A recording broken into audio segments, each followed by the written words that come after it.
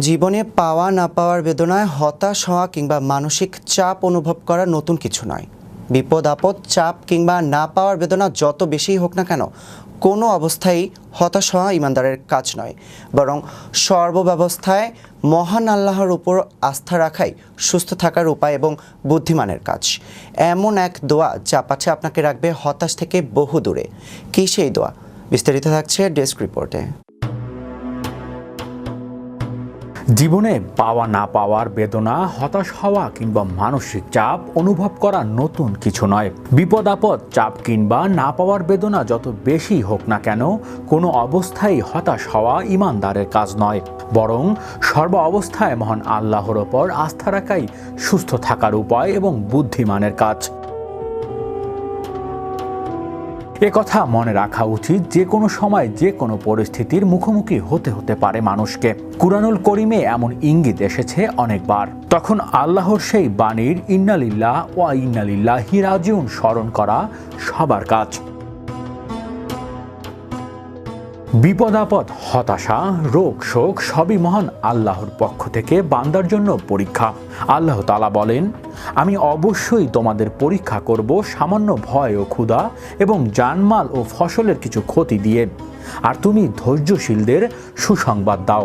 যাদের ওপর কোনো বিপদ এলে বলে ইন্না লিল্লাহি ওয়া ইন্না ইলাইহি রাজিউন, নিশ্চয়ই আমরা আল্লাহর আর অবশ্যই আমরা তার কাছেই ফিরে যাব।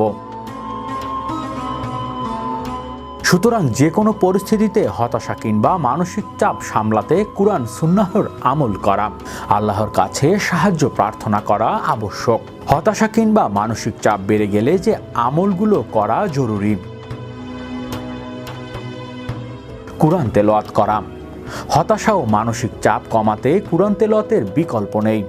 মহান আল্লাহর মধুর বাণী কুরআন তেলাওয়াত মানুষের মনকে প্রফুল্ল করে তোলে, কেননা কুরআন তেলাওয়াত মানুষের অন্তরে প্রফুল্লতার অন্যতম উৎস।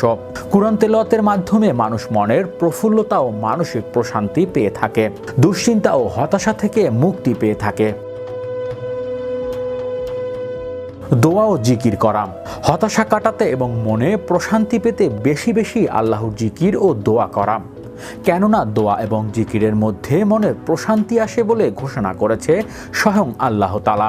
রাসূলুল্লাহ সাল্লাল্লাহু আলাইহি ওয়াসাল্লাম চিন্তা ও পেরেশানির সময় যে বিশেষ দোয়া বেশি বেশি পড়তেন এবং তিনি বলতেন, হে আল্লাহ, নিশ্চয়ই আমি দুশ্চিন্তা ও দুঃখ থেকে আপনার আশ্রয় চাই, অপারগতা ও অলসতা থেকে আপনার আশ্রয় চাই, কৃপণতা ও ভীরুতা থেকে আপনার আশ্রয় চাই, আর ঋণের ভার ও মানুষের দমন পীড়ন থেকেও আপনার আশ্রয় চাই।